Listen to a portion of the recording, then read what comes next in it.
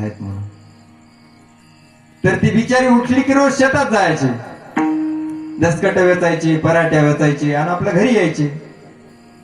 पण झालता असं की पिंट्याच्या लग्नात पिंट्याच्या सासऱ्यानं पिंट्याच्या पत्नीला 10 तोळे सोनं दिलं. किती दिलं?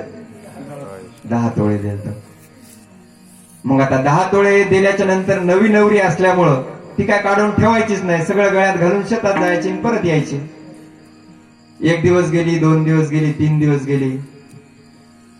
होते तात्या म्हणे, काय लक्ष्मी